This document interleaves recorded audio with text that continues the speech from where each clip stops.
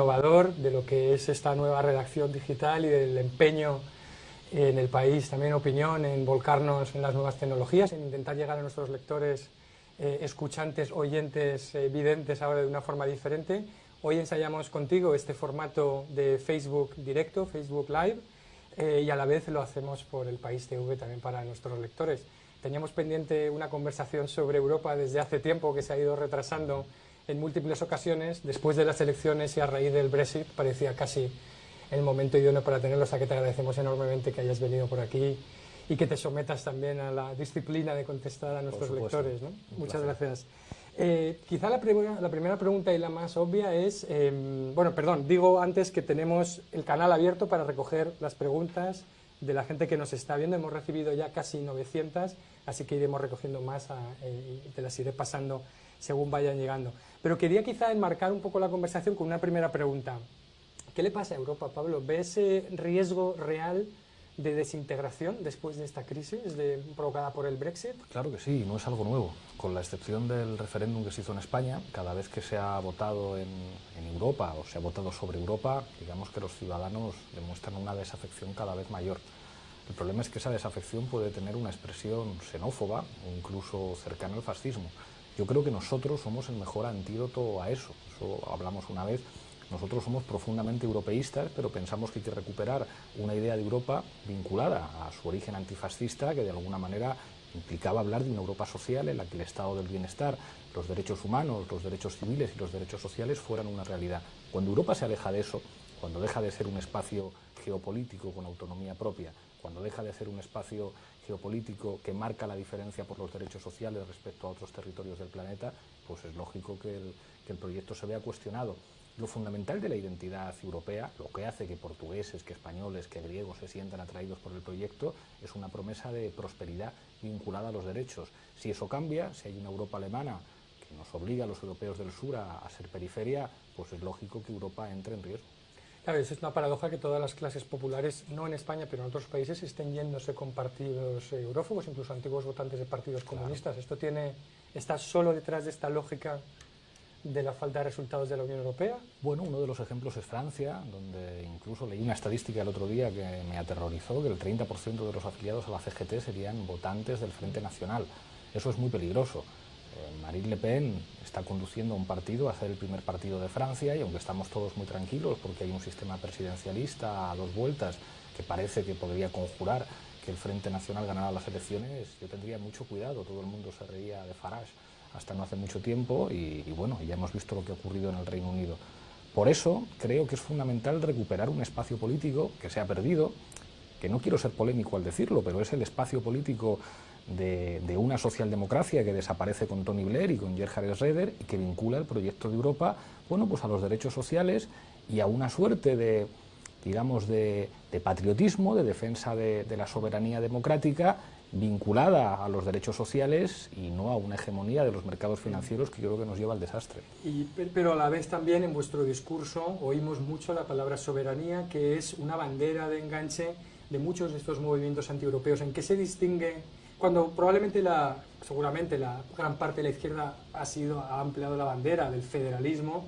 Sin embargo, vosotros habéis optado más por esta bandera de soberanía. ¿En qué se distingue vuestra soberanía de la soberanía de Farage, Le Pen y otros partidos? Se supone que es una palabra que debería informar a todas las formaciones políticas hijas ideológicas de la modernidad.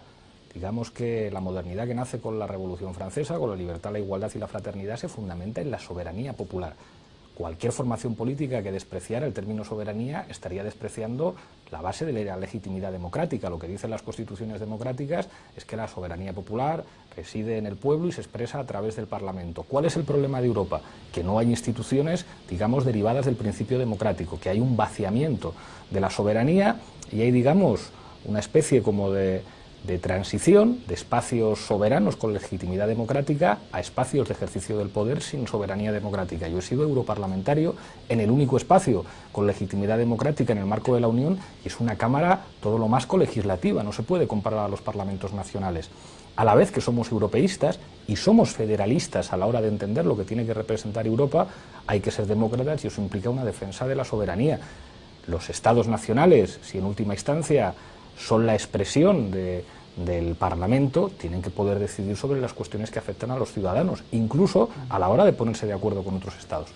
¿Y en ese sentido crees que el Brexit marca un frenazo, un punto de inflexión en el auge o retroceso de partidos insurgentes?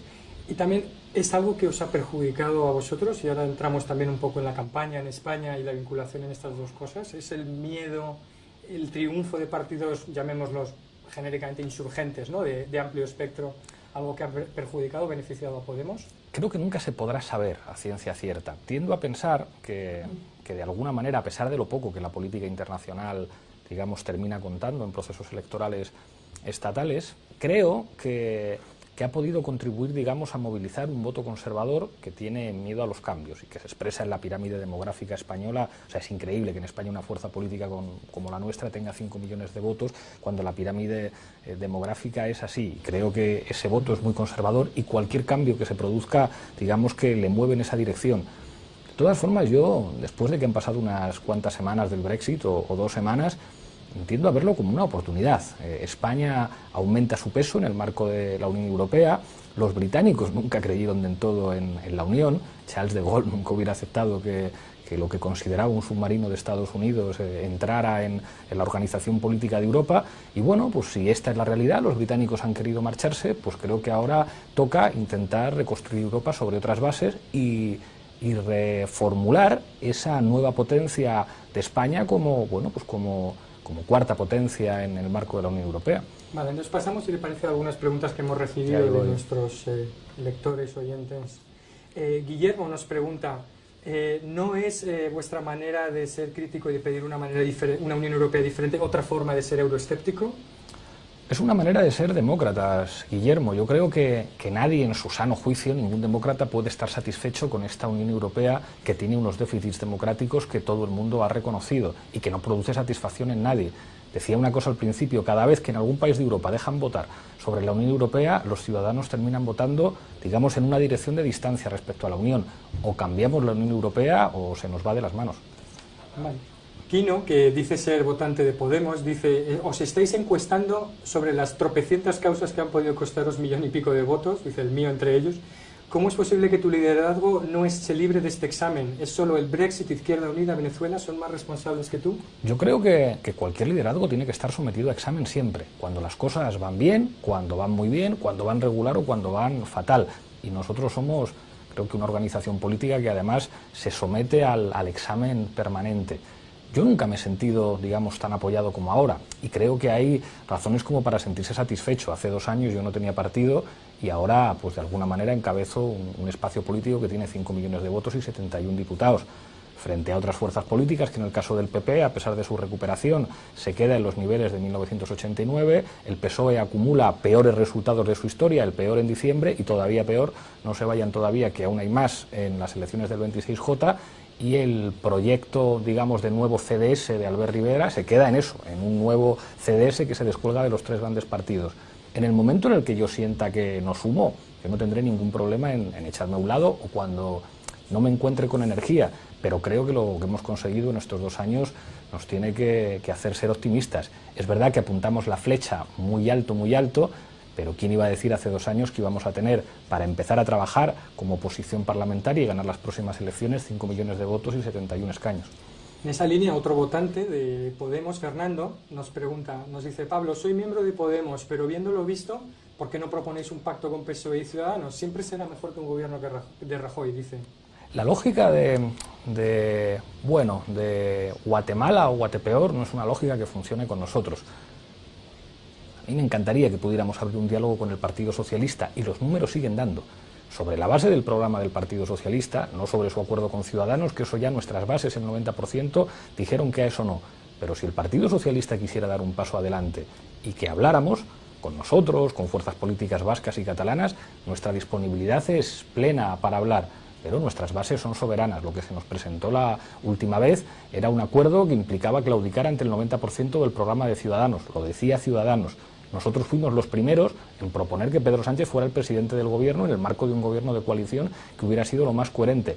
Plena disponibilidad por nuestra parte para escuchar una propuesta diferente a la de hacer presidente a Mariano Rajoy. Pero la iniciativa creo que no nos corresponde a nosotros Yo estoy esperando que nos hagan alguna propuesta y la estudiaremos con detalle. Sí, ahí en esa misma línea, Viladita nos dice, ¿y si fuera, en el caso de que Rajoy no resultara investido, no una posición de principio, sino de final, ¿se plantearía apoyar una candidatura de Pedro Sánchez, entendemos, antes de ir a unas siguientes o terceras elecciones? Ya digo que nosotros estaremos dispuestos a escuchar cualquier propuesta, no solamente después de que Rajoy fracasara, sino incluso antes.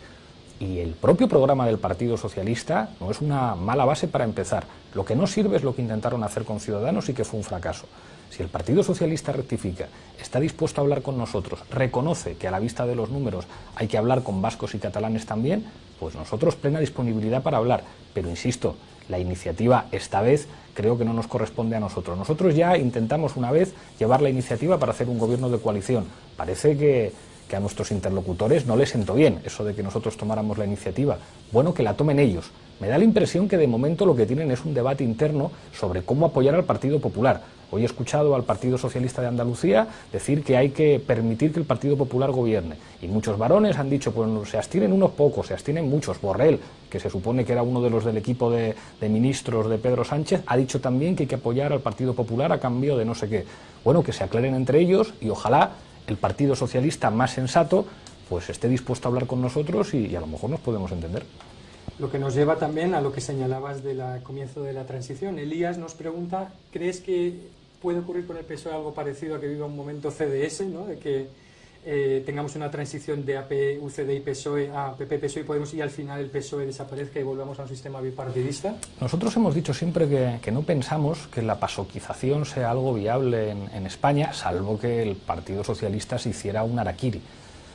Si, digamos, las encuestas hubieran tenido razón y hubiéramos llegado a un escenario en el que nosotros podíamos encabezar un gobierno con el Partido Socialista y el PSOE apoya al Partido Popular, creo que en ese caso se hubieran hecho al harakiri.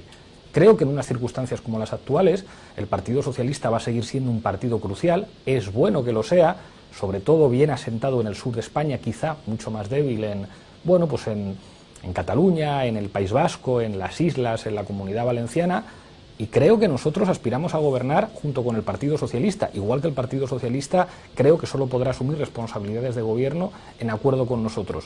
Creo que es bueno para España que hablemos. Creo que al Partido Socialista le augura un futuro, digamos, como un partido muy importante, nada que ver, por supuesto, con el papel que tuvo en los años 80, pero yo creo que tiene un futuro clave en este país.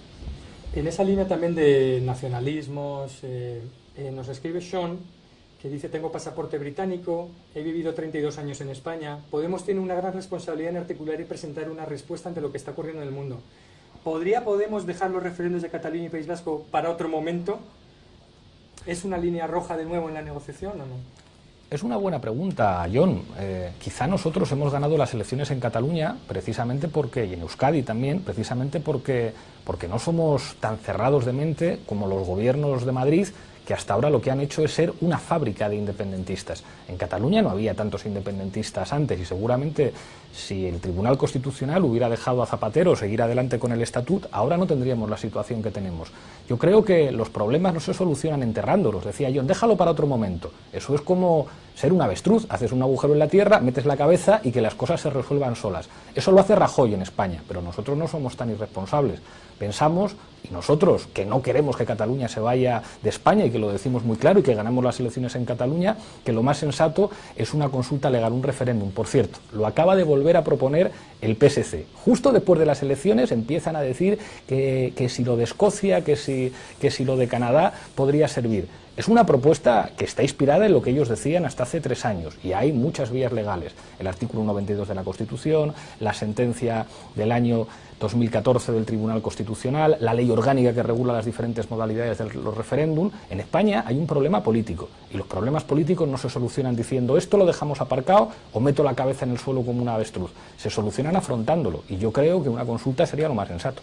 En esta línea nos preguntan tanto Miguel Ángel como Víctor, nos preguntan sobre quiénes tienen derecho a decidir, ¿no?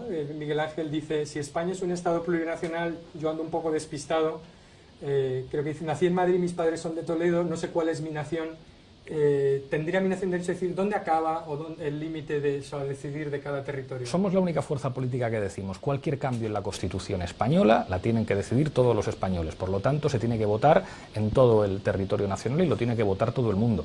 Pero ojo, esa Constitución de 1978, en 1978, con un ejército más cercano a la dictadura y a los principios democráticos, distingue dos tipos de territorios en España: regiones y nacionalidades. Si la Constitución de 1978 habla de nacionalidades, esa Constitución está reconociendo que España es un Estado plurinacional y, por lo tanto, tiene sentido que lo que opinan los ciudadanos de esas naciones que componen, pues bueno, un Estado o un país plural, pues tengan alguna manera de poder decir algo. Y eso es democrático y eso es muy sensato. Y hay más, digamos, países plurinacionales, digamos, cerca de nosotros. Uno de ellos es el Reino Unido. Y creo que no hay que tener miedo a la democracia, pero Suiza también es un país plurinacional. Creo que no hay que tener ningún miedo a dar de alguna manera expresión jurídica a la realidad de nuestro país. Nuestro país no es Francia. Aquí no hubo jacobinos que impusieran un solo código civil, un solo sistema lingüístico, un solo sistema educativo. España es plural y diversa y a mí me gusta que sea así. Me gusta sentirme español en un país que es muy diferente. Y ante la realidad diversa de nuestro país, pues traducciones jurídicas que expresen esa realidad. Sí, hay varias preguntas también sobre cuestiones algo más ideológicas. Nos pregunta José, ¿eres de abajo contra arriba, de izquierda contra derecha, comunista, socialdemócrata a la vez? No me entero. Santiago nos dice, ¿qué piensa usted sobre el socialismo como un sistema alternativo en lo económico al capitalismo? ¿Es posible pensar todavía en el socialismo como una alternativa o solo nos queda asumir como atenuar los efectos más indeseables del sistema? Respecto a la segunda pregunta, claro que es posible pensar y discutir en seminarios universitarios, pero que alguien diga, digamos, que ganando unas elecciones en un país uno puede cuestionar la economía de mercado, imaginar un sistema que se fundamente en principios diferentes a los que funciona el conjunto del planeta, digo, eso es escasamente viable. Y de alguna manera el fin del muro de Berlín y del bloque soviético establece una serie de reglas del juego, no necesariamente buenas, pero que establece los límites de posibilidad. Entonces, cuando alguien dice, mire usted, yo me presento a las elecciones para acabar con el capitalismo, como usted está haciendo el ridículo, con todos los respetos. Es decir, no se acaba con el capitalismo ganando unas elecciones. Hay una serie de reglas del juego que implica que en el marco de la economía de mercado algunos defendemos que se puede redistribuir mejor y que se pueden asegurar sociedades del bienestar más justas a través de reformas fiscales y bueno, poniendo límites al funcionamiento descontrolado de la economía de mercado. Eso es lo que pensamos algunos. Y luego los debates ideológicos de qué es cada uno. Fíjese, los términos como arriba, abajo, izquierda y derecha son metáforas móviles en permanente discusión que sirven para describir situaciones. La metáfora izquierda-derecha tiene un origen parlamentario que expresaba cómo en la Asamblea Nacional Francesa había unos sectores que defendían los privilegios y otros que de alguna manera defendían a los sectores más vulnerables. El arriba y abajo es muy claro para diferenciar a una mayoría social de una minoría oligárquica. ¿Eso establece campos ideológicos? No, eso establece en todo caso campos políticos que cambian según las circunstancias históricas. Y luego una cosa es la ideología que tenga cada uno y las posibilidades de un proyecto ideológico en términos de programa de gobierno. Yo digo, lo que lleva planteando la izquierda, situada a la izquierda de los partidos socialdemócratas en los últimos 40 años, son programas de corte socialdemócrata en el marco de la economía de mercado. Lo que llevan planteando pues, los suecos o digamos los sistemas de referencia en la socialdemocracia. ¿Qué es el programa que se podría plantear como viable en países del sur de Europa en el marco del euro y de la economía de mercado y en el marco de la Unión? Pues una serie de medidas redistributivas, de protección social, de protección de los derechos de los trabajadores, que se puede calificar pues bueno, como un programa socialdemócrata, independientemente de todos los matices y los debates sobre ideologías que podamos tener. Está claro que el joven profesor es un viejo profesor que cuando le preguntas por ideologías políticas lo para, como nos pasa a todos, claro. ¿No? Es el vicio de cada uno, ¿no? Es inevitable. Como la palabra liberal. Me encanta que me pregunten todo, por eso, ¿no? Claro. Pues vamos a volver a tierra. Okay. María Victoria, ¿es el problema para que te entiendas con el PSOE Pedro Sánchez o Susana Díaz? ¿Te hubieras entendido mejor con Pedro Sánchez si no estuviera Susana Díaz? No tengo ni idea y siempre he tenido una relación cordial con Pedro Sánchez y con Susana Díaz, las veces que he podido hablar con ella. No es un secreto que hay otros dirigentes del Partido Socialista con los que tengo más feeling. Con Eduardo Madina, por ejemplo, es un tipo que me fascina, no solamente me parece encantador, sino que tiene un magnetismo que que facilitaría muchas cosas, o con Pérez Tapia me entiendo en el 98% de las cosas, pero uno tiene que asumir a los interlocutores que le tocan. Seguramente a Pedro Sánchez le gustarían otros interlocutores diferentes en Podemos, pero cada organización elige a los suyos. Hay alguien que pregunta también si Raquel preguntaba, si una vez que has creado este partido y lo has llevado hasta aquí, entonces eso se aplica también a ti, en el sentido de que probablemente sea otra persona la que tenga que hacer el resto del camino, o la otra parte del camino. Bueno, o sea, yo creo que lo bueno de Podemos es que nadie es imprescindible. Por desgracia, este partido dependió mucho de mí durante algún tiempo, pero eso ha cambiado. Y yo creo que en Podemos hay mucha gente que asegura el futuro de esta organización. Y para mí la política no es una profesión, es, digamos, un servicio. Y yo soy profesor y me gusta hacer cosas en tele, y pues más tarde o más temprano querré volver a ejercer mi profesión y hacer lo que me gusta, y estoy convencido de que habrá compañeros y compañeras que podrán hacerlo muy bien en Podemos, y eso me alegra mucho. Hay dos preguntas, una de José Vicente y otra de Patricia, sobre, siempre es difícil pensar si uno volviera al pasado qué haría distinto, ¿no? A veces no sabemos si el pasado está ahí para volver a él, ¿no? José Vicente, si pudieras volver al escenario del 20D, ¿harías algo distinto? Y Patricia, ¿piensas que te equivocaste en plantear la alianza al PSOE de la forma en la que lo hiciste? Bueno, uno aprende mucho en política, y aprende sobre todo de los golpes. Creo que he aprendido en estos 2 años que el tono es mucho más importante en política de lo que cabía imaginar. Yo sabía que en política a veces la forma es más importante que el fondo, pero en el caso nuestro, que estamos sometidos a un escrutinio y a un examen permanente, es verdad que el tono lo define todo. Y que a pesar de que a nosotros nos golpeen, digamos lo que digamos, si estamos muy duros somos muy agresivos, y si estamos muy tranquilos nos dicen: habéis perdido esa agresividad que formaba parte de vuestro encanto. Bueno, el saber modular eso, el aprender a boxear como Mohamed Ali, que a veces fundamentaba su boxeo en el juego de piernas para bailar como una mariposa y golpear como una avispa, a veces también en la capacidad de resistir los golpes, en ser buen fajador, reside el buen boxeo. Seguramente, si volviéramos atrás, tendría más experiencia y manejaría los tonos con más habilidad, pero el fondo sería el mismo. Vale. Hay quien pregunta, Luisa María, ¿por qué no has imputado las elecciones? Yo estoy convencida de que ha habido pucherazo. Yo creo que eso en España no es viable, y creo que nadie ha presentado un informe ni pruebas que revelen que haya podido haber fraude. Creo que eso sería muy difícil de hacer en España, y nadie ha presentado ninguna prueba.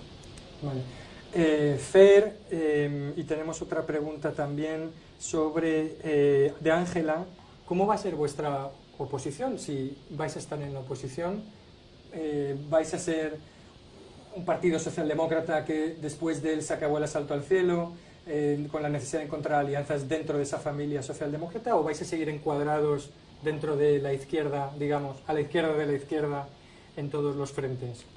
Nosotros siempre hemos sido muy laicos con las etiquetas y no nos dejamos etiquetar, y eso hace que nuestros adversarios estén desesperados y cada vez que aparece una etiqueta, pues digamos, se lancen ahí como sabuesos a buscarla, que si socialdemócratas, que si arriba, abajo, que si izquierda, que si derecha. Nosotros vamos a ser coherentes y nos vamos a preparar en esta legislatura, si gobierna el Partido Popular, para ganarles las elecciones cuando vuelva a haber unas elecciones generales. Vamos a formarnos en la práctica parlamentaria y vamos a tratar de estar preparados para ganarles, fundamentalmente con coherencia y demostrando que somos una fuerza política de gobierno. Temes, pregunta María, que os pase como le pasó a Anguita, que llegó a un gran resultado, pero al no conseguir convertirlo en gobierno o en influencia sobre las políticas de gobierno retrocedió posteriormente.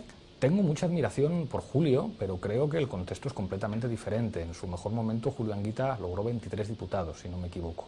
Nosotros tenemos 71. Creo que el escenario es muy diferente y la historia de España es muy distinta. Creo que estamos viviendo una nueva transición que se ha saldado en principio con un cambio en el sistema de partidos, en el que hay 3 grandes partidos frente a un sistema de partidos dinásticos en el que había 2, y que eso a nosotros nos abre unas posibilidades increíbles.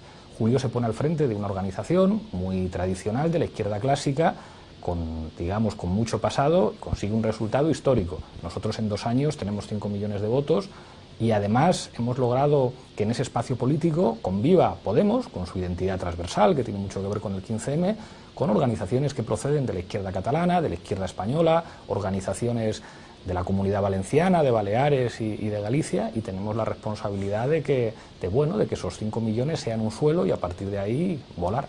Bueno, tengo aquí una serie de preguntas que demuestran que nuestros lectores son muy ingeniosos y muy vivos, o sea que entramos en tiempo de descuento irónico, si te parece. Eduardo Luis, ¿te va a hacer Errejón un sorpaso? Errejón y yo somos amigos y trabajaremos siempre codo con codo. Vale, es El País. Pregunta Pablo, no puede ser él porque está aquí con nosotros y no está tecleando. Pregunta Pablo, ¿es El País un periódico de derechas? Yo creo que El País es el intelectual orgánico del régimen político del 78. Eso es una cosa que decía Gregorio Morán con mucha mala leche, pero creo que acertaba. Creo que es el periódico que sirve para entender ideológicamente y para entender el éxito de la transición del 78. Creo que es un periódico que está teniendo muchas dificultades para adaptarse a los cambios políticos y creo que hay una cierta incomodidad de una parte de sus lectores con respecto a una línea editorial que en los últimos años yo juzgo muy conservadora. Y se lo digo aquí en su casa. ¿Conservadora? ¿En qué se ha desviado la línea editorial del periódico? Bueno, hubo un editorial infame del año 2002 justificando un golpe de Estado que yo creo que eso no se lo merecía el periodismo en España. Llevamos escuchando desde el año 2012 más o menos la apuesta por la gran coalición. Recuerdo otro editorial o un artículo que se llamaba La urgencia de pactar, que ya planteaba la necesidad de un acuerdo nacional entre PP y PSOE, y creo que durante los últimos años y durante los últimos meses ha apostado de manera inequívoca por la gran coalición, por el acuerdo PP-PSOE como clave de gobernabilidad en España. Creo que eso le aleja de ese papel de intelectual orgánico que tuvo en el pasado. Creo que El País fue capaz de sintetizar lo que pensaba la mayor parte de España hace 40 años y creo que ahora se ha situado en una posición, digamos, pro-restauración que creo que le resta juventud. Creo que a pesar de cambios que se están produciendo, digamos, en la forma, creo que ha dejado de ser el periódico que lee, pues bueno, la gente joven. Podemos es la fuerza política mayoritaria entre los menores de 40 años. Yo creo que el País, en ese sentido, a pesar de que sigue siendo un periódico fundamental, se ha quedado viejo. Bueno, vamos a tener un largo debate Lo sobre que acabo esta de cuestión. decir, no sé si salgo vivo. No saldrás vivo, no te preocupes, porque sabes que en nuestro ideario como periódico existe el firme compromiso con todos los sistemas democráticos. Y cualquiera que vuelva a ese editorial del 2002, porque afortunadamente está disponible, verá que no apoyamos ningún golpe de Estado. Y luego yo creo que somos un periódico joven todavía y con mucha sangre y mucha guerra que dar. Pero bueno, esta es otra discusión. Hay quien está hablando también de temas que son un poquito más concretos, ¿no? Tenemos a Elena que nos habla de el miedo, los impuestos a las grandes fortunas. ¿Hasta qué punto en la lectura de vuestro, bueno, no te dejo a ti el adjetivo de retroceso, parón o no cumplimiento de expectativas electoral, qué es el miedo, Pablo? ¿El miedo de otro es la prudencia de uno o el miedo cómo funciona? Voy a ser enfante aguible. El otro día, hablando del miedo, nos acordábamos de una película maravillosa de Ales de la Iglesia, que habla de las brujas, y un papel maravilloso de Terele Pávez en el que dice: a mí las brujas no me dan miedo los hijos de puta. Yo creo que lo que estaba diciendo Terele Pávez tiene mucho que ver con lo que cada vez piensa más gente en España. No son las brujas lo que dan miedo, aunque algunos agiten el peligro de que llegan las brujas moradas a quitarle la segunda casa, la casa en la playa de la gente. Yo creo que si algo hemos aprendido en estos años es que los que han dejado sin casa a la gente son los bancos y que, como decía Terele Pávez, a quien hay que tener miedo es a los hijos de puta. Sí. Eduardo, ¿cómo se sostiene nuestro sistema de pensiones? Pues ahí lo fundamental es el empleo y el empleo de calidad. Nosotros estamos de acuerdo con la propuesta que hacía el Partido Socialista de complementar la financiación de las pensiones con un impuesto por la vía fiscal, pero la clave de sostenibilidad del sistema de pensiones es que haya mucha gente trabajando y que haya mucha gente trabajando en condiciones de calidad y con buenos sueldos. Lo que ha ocurrido desde el comienzo de la crisis es que la población activa se ha reducido y que las afiliaciones de la Seguridad Social, y no vale hacer trampas, de los últimos 3 meses se han afiliado más a la Seguridad Social, hay que ver la película completa. Se ha reducido la población activa en España, se han reducido las afiliaciones a la Seguridad Social, hay casi 3 millones de parados que no reciben ninguna prestación y hay menos gente trabajando porque se han tenido que ir fuera. En España venían muchos migrantes a trabajar con nosotros que ya no vienen. Bueno, eso es lo que pone en peligro el sistema de pensiones y un modelo industrial que ha convertido nuestro país en una periferia. Nosotros decimos que hay que apostar por los sectores industriales estratégicos, que hace falta hacer una transición energética en términos de eficiencia, en términos de sostenibilidad y en términos de independencia del petróleo, que asegure un futuro de España como le corresponde a la cuarta economía de la zona euro y de la Unión Europea después de la salida del Reino Unido. Y en última instancia, que la gente tenga trabajo en buenas condiciones y con buenos salarios es la mejor garantía para las pensiones.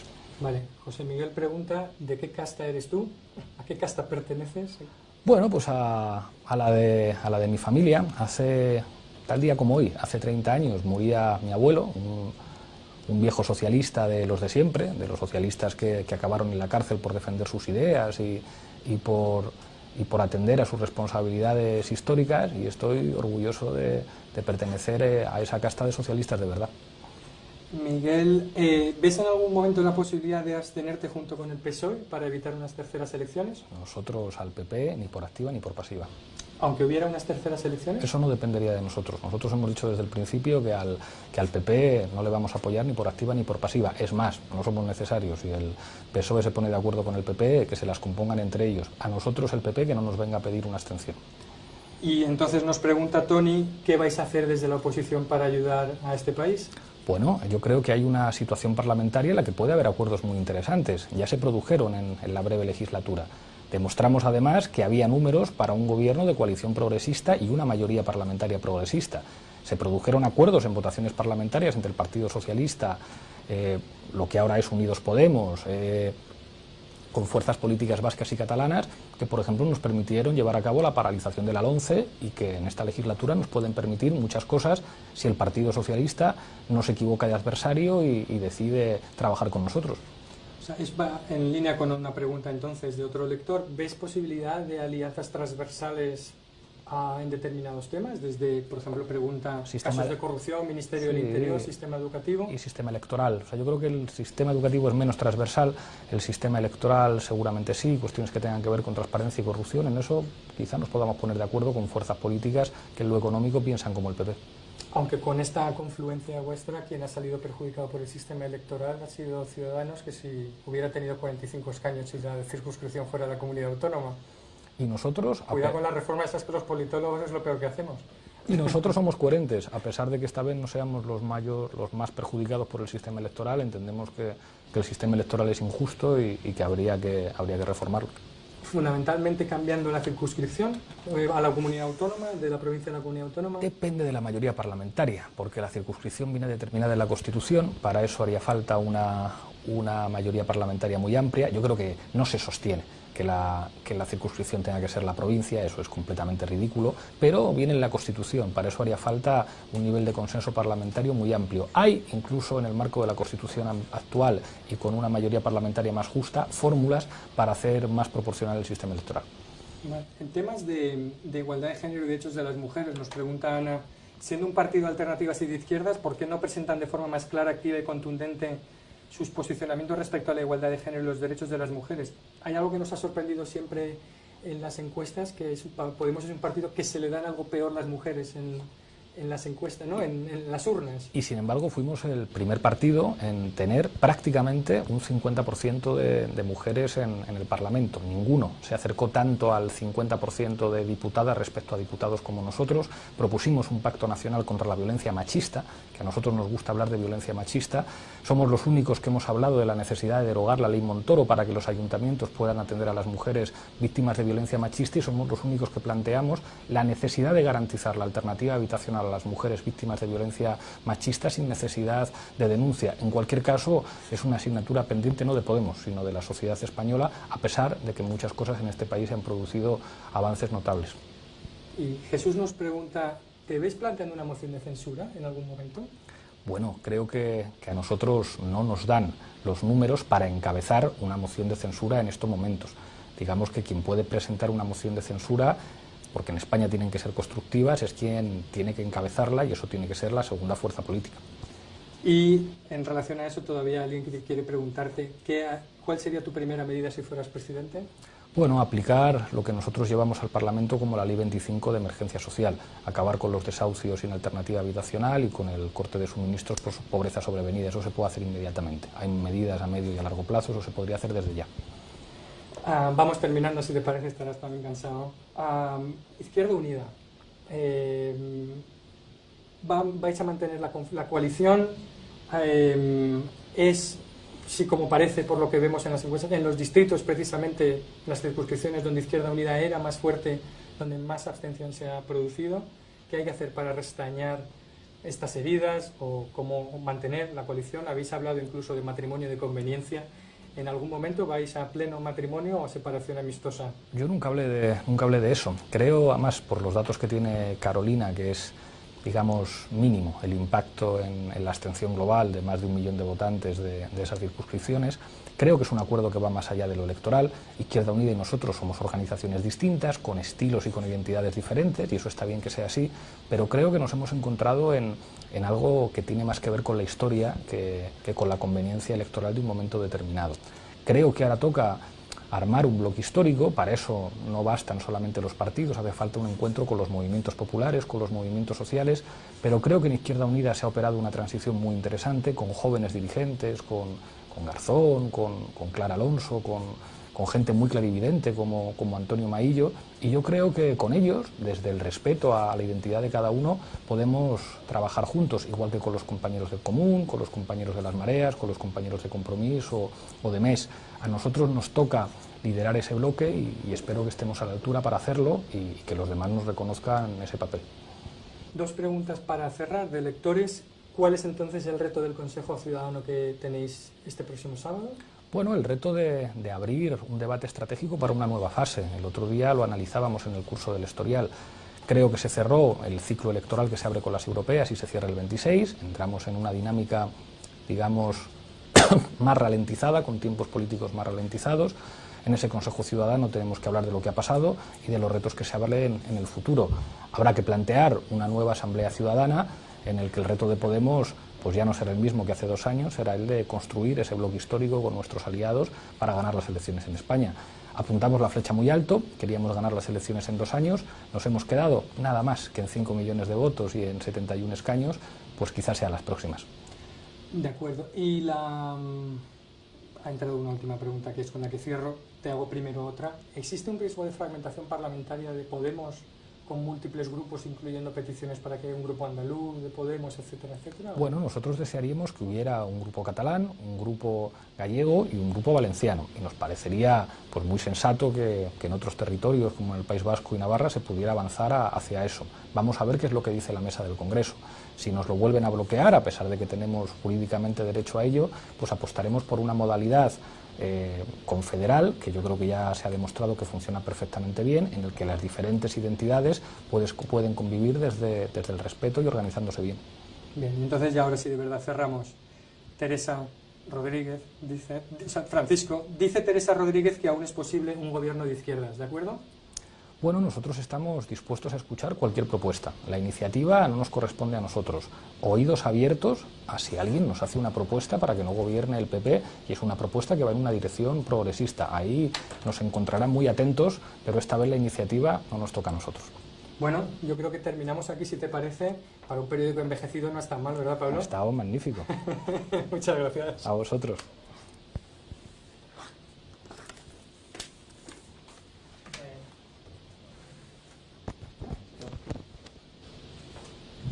Mola el ritmo este, además, yo creo que a la gente le encanta. Estamos en directo todavía, cuidado.